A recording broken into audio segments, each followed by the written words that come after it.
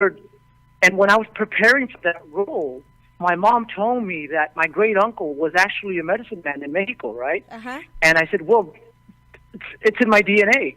So when I jumped on the stage at the Whisky A Go Go, I just had this idea that because it is Day of the Dead, that I would invite Janis Joplin, Jim Morrison, all the people that have played on stage at the Whisky A Go to jam with me, right? Uh-huh. And I went into my shamanistic brujo role of True Blood on the stage of Whisky A Go Go. I started and I went and then I said I invoke the spirits of Janis Joplin, etc. All the people that play with them jam with me, and everybody in the crowd was just like stunned. And so I proclaimed that they were all here with me and they were going to jam with me and they were happy to be here once again on the stage with me at Whisky A Go Go, and so that was the birth of my shaman, and it's just my music just took on a whole new meaning after that, and a whole new resonance and sound, and that's basically what I meant by my shamanistic approach to performance. So I knew you were a brujo. Exactly. I knew it. Slash vampires slash angelito as thank well. Thank you. One of my favorite vampire movies, thank you for segueing into that, but one of my favorite vampire movies is Dusk Till Dawn by Robert Rodriguez. Yeah. And that's a great film. Yeah, it's a great film. And I noticed that did you write the movie script for Chicano Vampire? I did. I wrote my own music, a song called Chicano Vampire, and there's a script that I'm writing as well that's going to go with the song. And I wrote a song as well called Paraíso, and that was when I first started having the idea of being the Chicano Vampire. And if you go online and you put in J.D. Mata and you put El Paraíso, I have this song, which is a really raw version. It's just guitar and voice, but it's kind of the birth of El Chicano Vampire, and I'll just leave it at that. Okay. Yeah. How many pages of dialogue did you write with regard to Chicano Vampire? How many pages were there?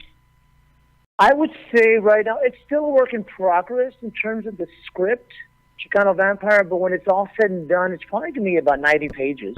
That's script. Full feature, I think, isn't it? Oh, Almost. Yeah, it's a feature film. However, in terms of of right now, what I have in terms of the Chicano Vampire, I have the song, which is Chicano Vampire, and I have a music video where I feature the character of Chicano Vampire, but not the song per se. But yeah. And you have written how many movie scripts total? I would say in total, counting Chicano Vampire, then I have a script that I'm just finishing right now called Rock God, and that's about this guy who comes to L.A. and he wants to make it big, and it's just not going well for him. They cut off his electricity, and he calls his agent and tells him, I need a job fast because I need to pay my electric bill. And he ends up playing nursing homes, and he realizes that he is a rock god, but in terms of the nursing home circuit. That's the project that I'm working on right now. It's called Rock God. But with that, counting Rock God and counting Chicano Vampire, and all the other films that I've done, I would say probably about 15 screenplays, and 12 that have been shot, 12 that are completed, that you can see. But in terms of completed scripts per se, I would say about 14 to 15. Oh, wow. Wow. Yeah. I noticed, because I've listened to some of your videos, and a lot of your videos, you're playing guitar, but yes, when a person goes to your Facebook page, I do see some exquisite piano. Was that the first instrument that you began your music path? That's a great question. Actually, guitar is my first. My father taught me my first guitar chord, and But when I was in junior high, I would walk to school, and there was a piano shop on my way to school. And I walked in one time, and I spoke just because I had just got through watching Barry Manilow in concert on TV. I said, wow, I want to play piano. And I remember going into the piano shop, and the gentleman who owned the shop was Mr. Pearsall. He was about an 83-year-old dude. And I said, what do I need to do to play piano? He goes, well, you know, I think it was like $25 a month for piano lessons. And so what I did, I don't know, I didn't even think about asking my parents for that money, even though they would have done it gladly. But for some reason, I just decided that I would save my lunch money. And when I was able to accumulate $25, I went and started taking piano lessons on my own. Oh, wow. And then my dad saw me walk in there one day. He was driving by after work, and he says, well, why didn't you tell us that you, I go, I don't know.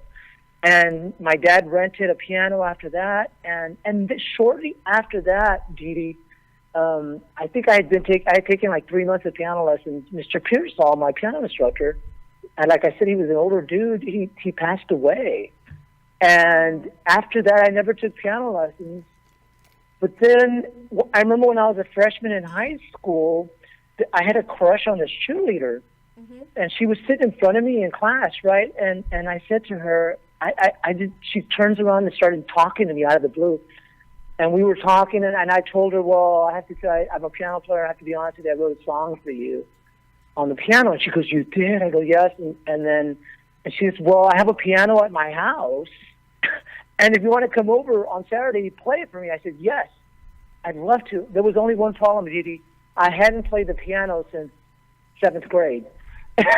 Oh, wow. And so what I did was I went to the band hall, and I wrote the song on the guitar, and I extrapolated the chords from the guitar onto the piano at the band hall and practice rooms, and that's how I started playing piano again. And I've been playing piano ever since. That was the long answer to my piano. Yeah, no, that's okay. So you've been playing guitar since what age? I started playing guitar probably at about 10 years of age, 10 or 11. That's when my dad first taught me my first chord, which is an E chord. Yeah, about 10 years old, I think.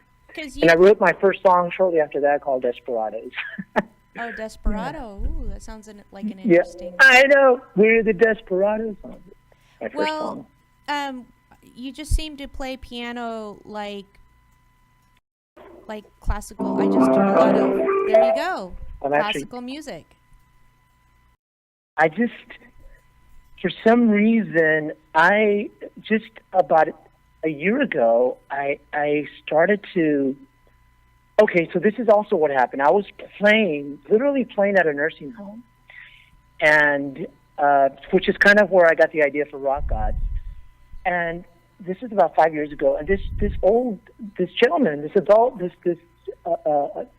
that was a resident at the nursing home came up to me after my show, and he said, "Can I give you a piano lesson?" And I was like, "Sure." And he gave me about 5 lessons, but it completely revolutionized my piano playing. He made me look at the way I play piano a completely different way. Because remember, I only had like maybe 3 months of piano classes, and then I just kind of learned on my own after that. But he taught me a technique that completely changed the way I play chord structures. And it was really, for me, when I started to get into classical music. And then about a year ago, I started to just formulate classical chords, and I decided, well, I'm going to see if I can compose classical tunes. And all of a sudden, I tell my mom, when I started eating blueberries and bananas, I started making smoothies with bananas, that it triggered the classical music gene in my brain. I know that's a stretch, but it's just, ever since I started eating blueberries and bananas, that's when I started playing classical music. And I started inventing classical songs. I know. Weird. Yeah. I know, it's pretty... Maybe there's a vitamin in there that helps your creative side when it comes to piano. Right? I agree. So... Can you play La La La La La La La La L.A.? Do you have your guitar? Shit. I do have my guitar. You want to hear it? Yeah, play it for the audience, man. You want to hear it live? Sure, for man. sure. Yeah, for sure. Well, I just happen to have my guitar with me because... And your piano. And my piano. After our interview today, which thank you for having me on your show, DeeDee. You're welcome. I feel really blessed and I'm so grateful. But I'm at the auditorium at St. Charles Borromeo in North Hollywood, where I'm a choir director. And right after our interview, I have choir rehearsal. Very cool. You know what? Yeah, I did see some of your videos where you played for the church, and you played in Spanish one day at a time. That's right. I can play that for you too if you want. How long have you been contributing to the church, Iglesias? How long have you been doing that? Okay, that's another story. I'll be really brief. When I first started playing guitar, probably when I was 11 or 12 years old, I remember I was sitting in my Bible class minding my own business, right? La Doctrina. Remember La Doctrina? Yep. And I loved going to Bible class, right? And they called it CCD back then. Now I think they call it a religious education or catechism or something like that. But we call it La Doctrina or CCD. And I remember one of the nuns coming into our classroom, and she just pointed at me, and she calls me, "You, come over here." And I said, "Me?" And I was like looking around, and I went and spoke to her, and she says, "We will be having our choir rehearsal this Saturday. Bring guitar." And evidently they caught wind of the fact that I played guitar. And she gave me a sheet of paper with where the instructions as to where the rehearsal was at, the time, and with her phone number. And I was so scared. And I remember going home and telling my mom, like, evidently the nuns caught wind of the fact that I'm playing guitar now, and they recruited me to be in their choir. And I said to my mom, I can't do it because I had a lot of anxiety about. I've always had anxiety when it comes to music. And my mom says to me, "Well, you don't have to do it." I go, "Well, okay, great." And I remember giving my mom the paper that the nun gave me with the phone number. My mom said to me, "Well, what is this?" I said, "Well, there's the phone number of Sister Jane," was her name. "And so you can call her and tell her that I will not be going to the rehearsal." And my mom says, "No, you have to call her. If you don't want to go, you have." And well, anyway, I'm still at it. I've been in choirs ever since, and eventually became a choir director at about 19 years of age, and I was a choir director in McAllen at Our Lady of Perpetual Help, and then I went to Our Lady of Sorrows, and now I've been a choir director here at St. Charles for about 17 years. I bet you get a lot of, I bet that really contributes to the Karma Bank as far as contributing your talent for church and stuff like that. I mean, I could just imagine that's probably why you have been able to accomplish a lot. Wow, that's a great way of, I've never heard that, the Karma Bank, but you're absolutely right. No doubt. Because I need it. Good, because you should. I think that's good to help the church, and a lot of hurting people go there, and to play music. I mean, I believe that if God gave you that talent, you should use that talent to minister to the hurting. Yeah. Absolutely, you're right on. You're absolutely right. The people, I always tell my choir, I go, it's so important that they come to rehearsal and that we be ready, because we never know who we're going to touch. So many people go in there with so much pain and hurt and struggle, and if our music can help them, give them solace for at least an hour, then that's like dividends. That's success in the spiritual realm, if you will, and dollars in the Karma Bank. Cha-ching, baby. Yeah, that's right. Yeah. There was a cute little YouTube video that I saw where you're like barely making it to the church in the morning, getting ready to play piano for the church, and then and then you're like at night at the lounges, you know, playing, you know, and it's like running you ragged. What's the name of that movie film script that you participated in? Yes, DeeDee, that's the first movie that I ever made. The movie's called Pan Dulce, and it's a little bit autobiographical. In that particular scene that you see, I wake up like 10 minutes before I'm supposed to go sing at a wedding, right?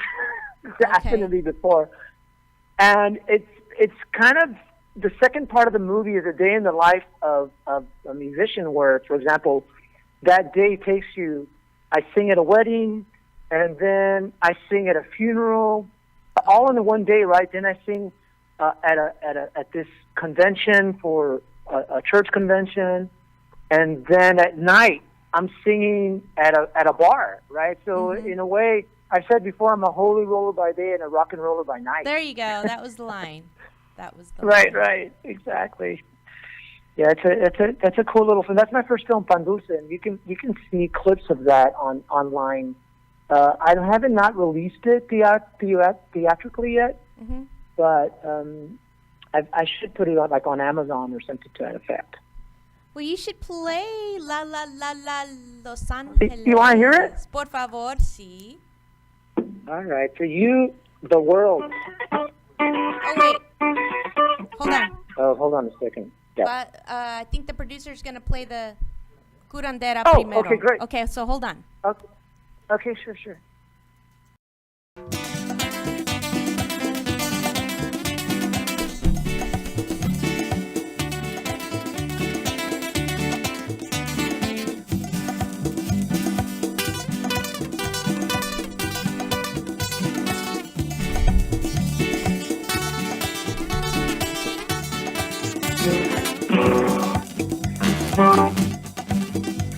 Un beso me dio la curandera de amor. Un beso me dio la curandera de amor. Un beso me dio la curandera de amor. Un beso me dio la curandera de amor. Estoy muy feliz, estoy muy feliz, estoy muy feliz, estoy muy feliz. Me curó la curandera del susto de amor. Estoy muy feliz, estoy muy feliz, estoy muy feliz, estoy muy feliz. Me curó la curandera del susto de amor. ¡Ay!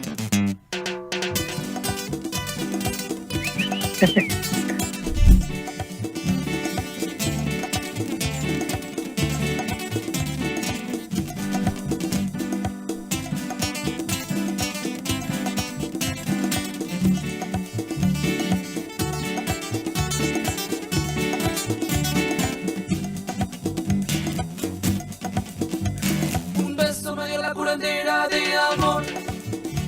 Un beso me dio la curandera de amor. Un beso me dio la curandera de amor. Un beso me dio la curandera de amor. Estoy muy feliz, estoy muy feliz, estoy muy feliz, estoy muy feliz. Me curó la curandera del susto de amor. Estoy muy feliz, estoy muy feliz, estoy muy feliz, estoy muy feliz. Me curó la curandera del susto de amor. Estoy muy feliz, estoy muy feliz, estoy muy feliz, estoy muy feliz. Me curó la curandera del susto de amor. Estoy muy feliz, estoy muy feliz, estoy muy feliz, estoy muy feliz. Me curó la curandera del susto de amor. ¡Ay!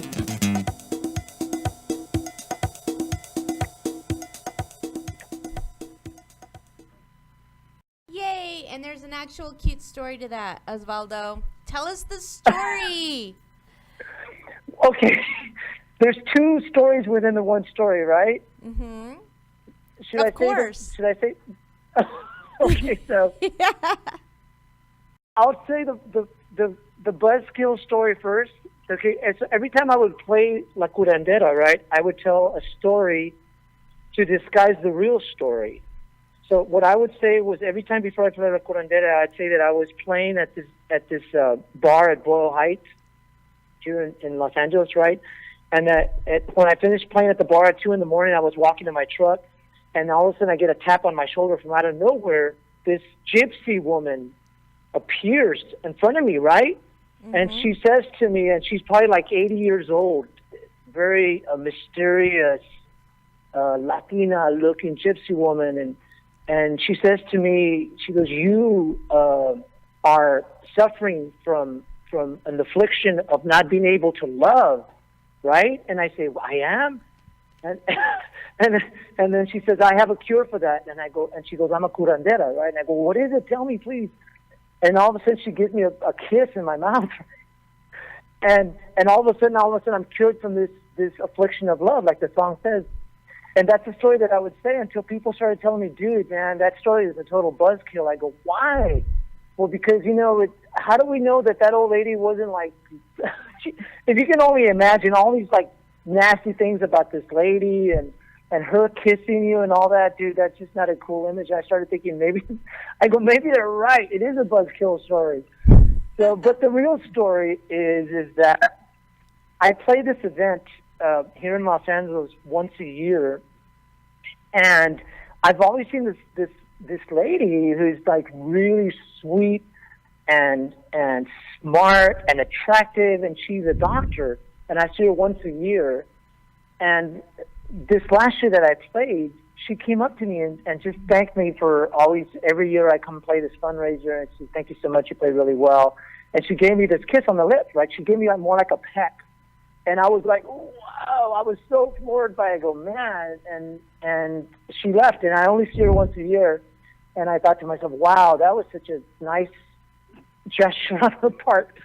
And I felt like at that point, I go, well, maybe this is what a real kiss should feel like. And I said, I gotta write a song about this. But I couldn't write a song about, well, this doctor kissed me.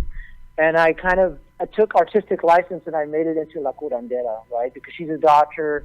And if she probably lived in Mexico and she didn't have she couldn't afford to go to medical school, she'd probably be a curandera, right? And so that's where So honesty is the best policy, turns out. DeeDee, yes. Honesty is the best policy indeed, yes. So when I was talking to you yesterday, you said you were working on, I think, with a woman who participated with the Women's March. I went to the very first Women's March in Washington, D.C., protested El Donald. And so tell us what you're doing with helping this woman who participates in the Women's March. I think that's pretty cool of you.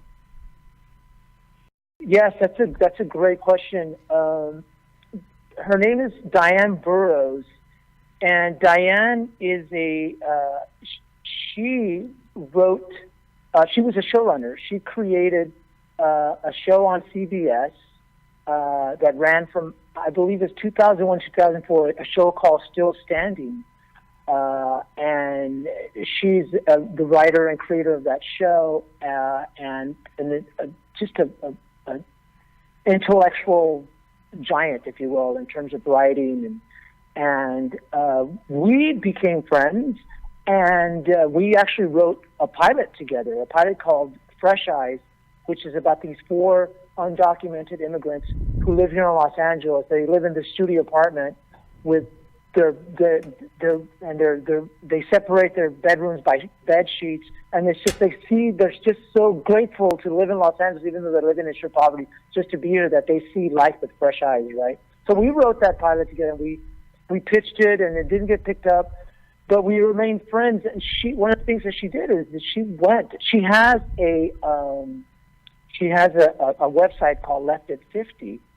And one of the things that she did for her website is she went to the march, and she filmed it. She filmed her experiences, and she decided that she was going to make a documentary on her experience at the Washington D.C. march, and then she also went to the L.A. march, and she brought me on board initially to help her edit this documentary, and that's what I'm working on right now. But furthermore, she decided that rather than ask various people to put music on her documentary, I also was most recently, I got cast as the man in black in Josefina Lopez. Josefina Lopez is the creator and writer of Real Women Have Curves. Oh, yeah. And Josefina Lopez cast me in her most recent play, an adaptation called An Enemy of the Pueblo, and Josefina commissioned me to write the music for the play. So throughout the play, I sing and I play original music.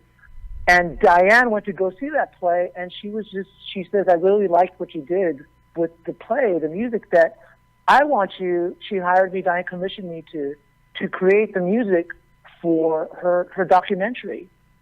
And so just yesterday, I finished writing the theme song to the documentary, which is an anthem for women and called We Fly. And I have about 20 days to finish this. We have a rough cut of the documentary per se, and what I'm doing now is I'm just putting music to it. I'm scoring the documentary. It's the first time I've ever done anything like that, but I'm ready. I'm up for the challenge, and I'm very grateful that she's given me that opportunity.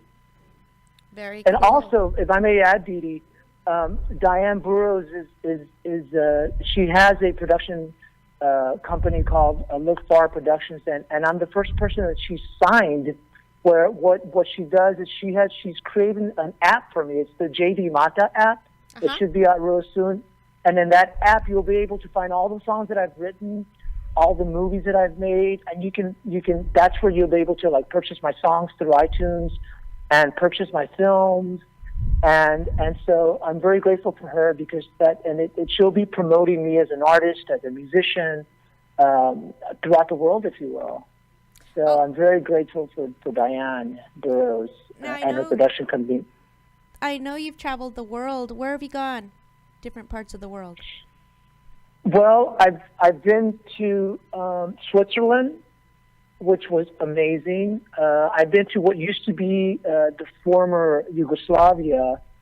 One of the great things about, again, like you said, the Karma Bank, about being a choir director is that back in 1999, I think, or 1992, the church, while I was a choir director at McAllen, Texas, had a pilgrimage to the former Yugoslavia, to a place called Medjugorje, where there purports to be apparitions of the Virgin Mary. And so that they had this pilgrimage there, and they brought me on board as a musician.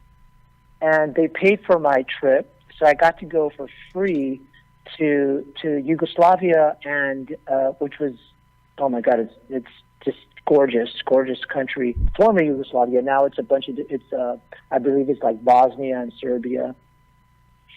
And I've been there. I've been to Italy. I've been to France, and everywhere I go, I just bring a part of me my music.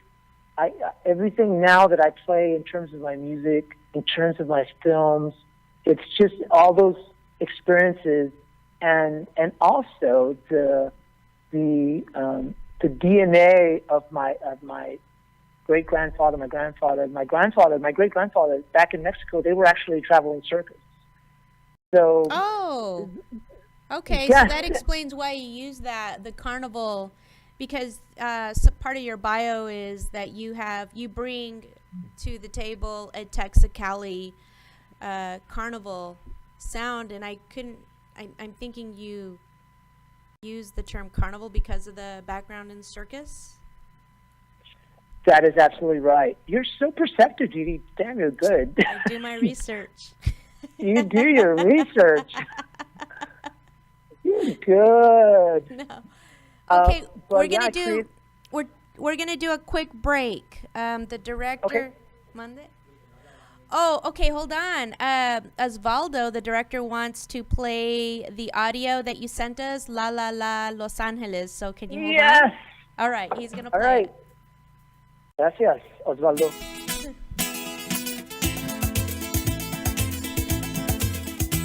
I like this song, Osvaldo.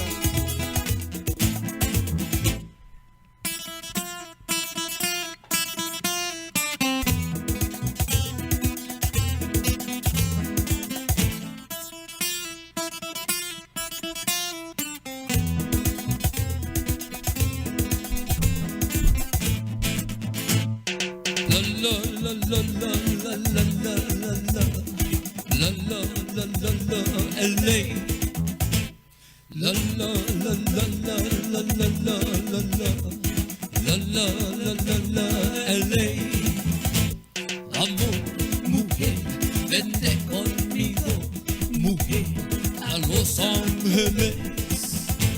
Amor, mujer, vente conmigo, mujer, a Los Ángeles. Porque nadie te quiere como yo a ti, porque nadie te quiere igual. Porque nadie te quiere como yo a ti, porque nadie te quiere igual.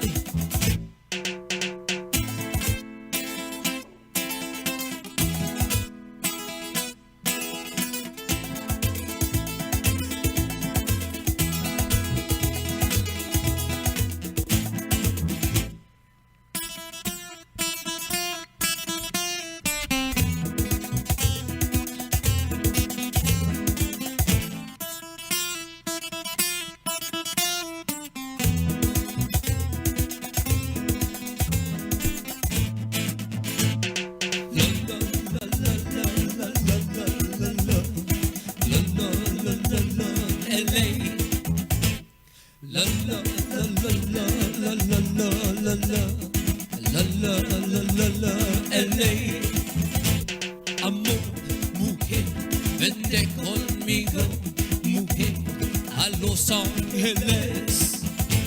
Amor, mujer, vente conmigo, mujer, a Los Ángeles. Porque nadie te quiere como yo a ti, porque nadie te quiere igual. It's Josefina's birthday. Te quiere como yo a ti, porque nadie te quiere igual. Happy birthday, Josefina. Yes, she should be here late in a little bit. I was just telling one of my farm members that it's Josefina's birthday. Yay! You'll have to tell her 49 years, that yeah. we wish her a happy birthday. Just so you know, I protested alongside of her when we protested the Oscars, the hashtag Oscars So White. So I had a lot of fun listening to her and marching with her. Right on. Yay. Yeah, Wow. quite the little We have, protester. We have first degree of separation. Josefina. So, what do the lyrics? I know you're pocho like me. I'm pocha, but what do your lyrics mean in English? What? Ask me again. I'm sorry. What do your La La La Los Angeles lyrics mean in English? Can you translate for me? Oh yeah. Amor, mujer, vente conmigo. It's basically, I call it my immigrant song, and it's about this guy who's here in the U.S. and he in Los Angeles, and he's telling his love back. It can be Peru or Mexico or Nicaragua, that you are the love of my life, and nobody's going to love you like me. So please come be with me here in Los Angeles, right? Mm-hmm.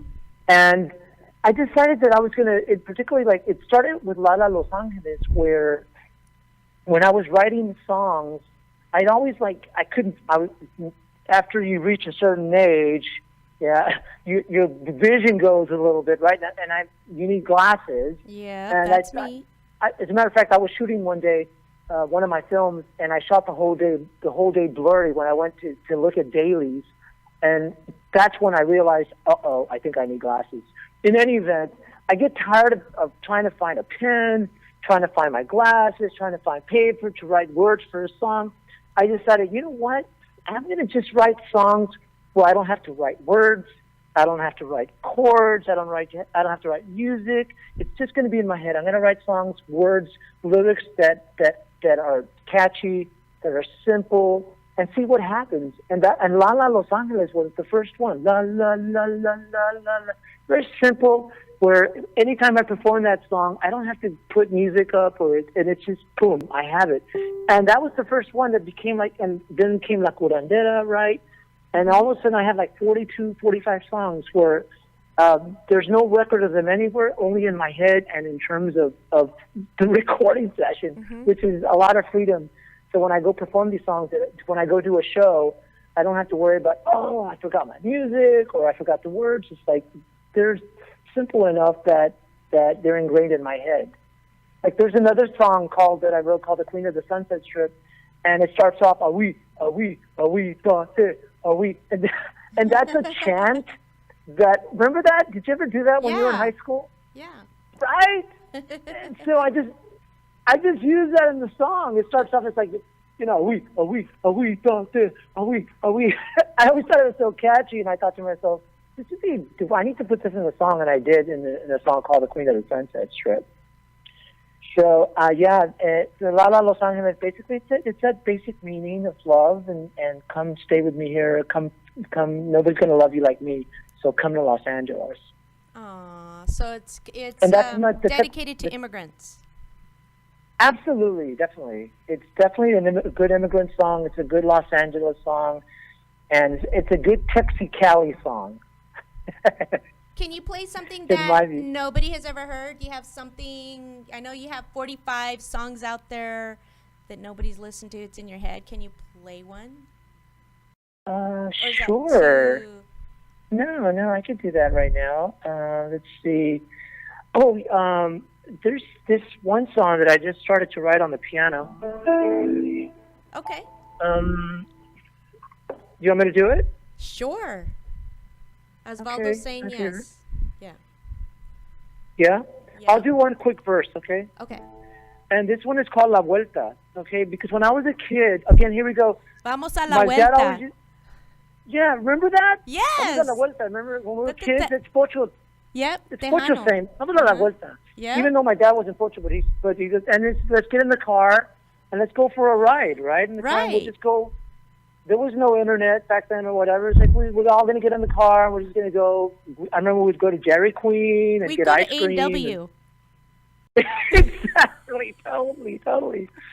And so I wrote a song based on that, and it goes a little something like this. Okay. So it goes, Vamos a la vuelta. I'm sorry. Wait, hold on a second. Let's see. Oye, vamos a la vuelta. Vamos a pasearnos. Vamos a inventar romance. Vamos a pasearnos. Vamos a la vuelta. Vamos a inventar memorias. Pero te fuiste y esas memorias me están matando. Esas memorias me están calando. Esas memorias de la puerta entre tú y yo. Esas memorias me están calando. Esas memorias me están matando. Esas memorias de la vuelta entre tú y yo. La vuelta.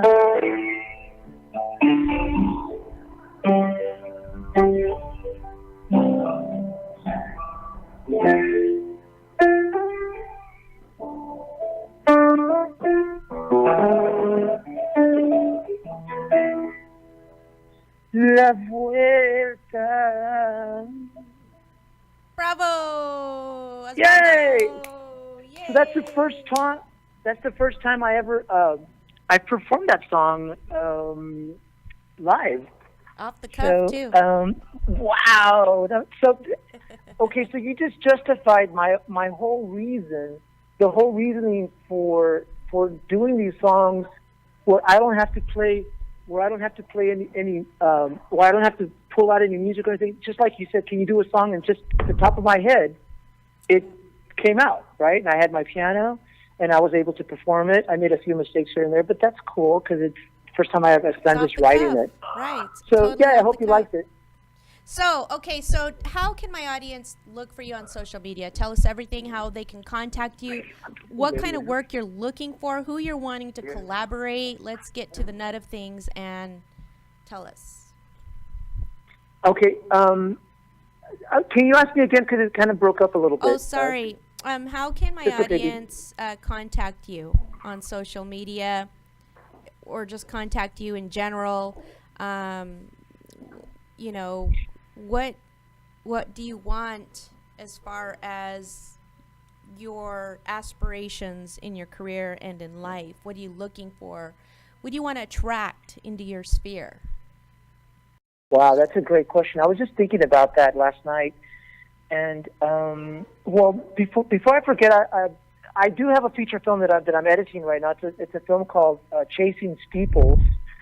And this is about this undocumented homeless street musician who's been carrying this pain who's been carrying a cross of pain and struggle. And he meets Bethany, another person who also is going through some issues, and together they share each other's better angels here in the city of Los Angeles, and they change the course of each other's lives forever. And you can find a clip of that. There's various clips on YouTube and on Facebook where you can find me. You can find me on Facebook, JD Mata. Please friend me on Facebook. Feel free to send me an email. I have two emails. I have jdmatafilms at gmail.com, jdmatafilms@gmail.com. There's also another email, jdmata at icloud.com. And like I had mentioned earlier, there's going to be an app. I'll probably be the first musician, or not, I don't know, to have an app. Just it will be the JD Mata app, where you can find all my music. There's going to be like 80 songs that you'll be able to download, that you can purchase there on Apple, on Apple, yes, and through my app. And then you'll be able to download my films as well, and all the various music videos that I have. So that would be another way to know what's going on. If you want to know what's happening in terms of my career, you'll be able to. The app will be where there'll be a link to my Facebook account. There'll be my email link as well. But in the present time, just feel free to email me. And another thing I want to say, DeeDee, is to the audience out there, is that if you want to hire me to play a show for you, I'm implementing this concept. And I didn't create this, but I heard it. I found this out through another friend of mine. The concept of this, DeeDee, is I will go play at your town anywhere in the U.S. and you don't even have to pay me. What I do is you book me to play at your venue, at your house, and what I do is I play my show, and then what we do at the end of the show, we basically, for all intents and purposes, pass the hat around. No my way. Friend has been yes, my friend has been doing that, and he's been doing great. And it's a great way for me to showcase all these new songs that I have. It's a great way for you to bring me to your town if you want. And everybody wins, right? Woo-hoo. And so you can contact me through my email, which is jdmatafilms@gmail.com, jdmata@icloud.com as well. And lastly, DeeDee, I feel that like I said, I'm an actor, I'm a filmmaker. I just feel that, like I was mentioning earlier, I come from my great-grandfather. They had a carnival. They were a traveling carnival, the family. My grandfather was a musician and did theater back home in McAllen and San Antonio. My father is an amazing musician, and it's in my DNA. And the arts and music and acting. And so I'm the lucky one, DeeDee, that gets to do it at this level, right? And then that I moved to Los Angeles. And so whenever I go to an audition, for example, I have an audition tomorrow for a Kentucky Fried Chicken commercial. As a matter of fact, I was up for I don't know if you've seen the Kentucky Fried Chicken commercial, the latest one where, what is her name? Reba McEntire. Yes. I went to the final callback, and I was put on a veil to be in her band. Unfortunately, I didn't get it, but that's cool. Success is in the journey, not the destination. In any event, anytime I go to an audition, when I book a role or whatever, in terms of like the UPS store commercial that I was in, it ran for 3 years. The gentleman who directed that commercial, his name is Joe Pytka. Google the name Joe Pytka, and he's probably arguably the greatest living commercial director in the world. He directed all the Michael Jackson commercials, all the Super Bowl commercials, the big ones he's directed, and he picked me, right? Wow. And so, but I feel comfortable as an artist, as an actor, as a musician, because I found my niche in life, because that's what I do, because it's whether it reaches a level of like making it huge, or even if I continue just doing roles that I'm doing now, I feel like I'm a success because it's a lifelong commitment. So if you ask me where, I'm just very comfortable. I'm grateful. I'm grateful that I'm able to share with you my experiences, my strength, and my hopes for more success in the future. Well, to my audience, in order to hire this wonderful musician, J.D. Mata, all you have to do is he doesn't charge immediately. What he does is he essentially goes to any part that you want him to play at, and then after he's done playing a show, then essentially what he does and asks is for a hat to be passed around, and it appears to be doing well for a friend of his who's also a musician. And again, to reach him, jdmatafilms@gmail.com, or to even collaborate with him, find him on Facebook, JD Mata, j.d.mata, M-A-T-A. And do you have an Instagram, JD? Oh, yes, I do. It's JD Mata 13. 13 is my favorite number. That and 7. 1s, 3s, and 7s. Yeah. That's my passcode. I love it. Yes. 1s, 3s, and 7s. I think that comes from that Texas Bible Belt background. But right? You know what? I really hope that God blesses you for all of the work that you do for the church as a choir director. I saw some of your gospels, those old-time gospels that I grew up with. They were sung in English, and just listening to some of the praises to the Lord in Spanish was just amazing, and I hope God continues to bless you. Do you have any final words for the audience?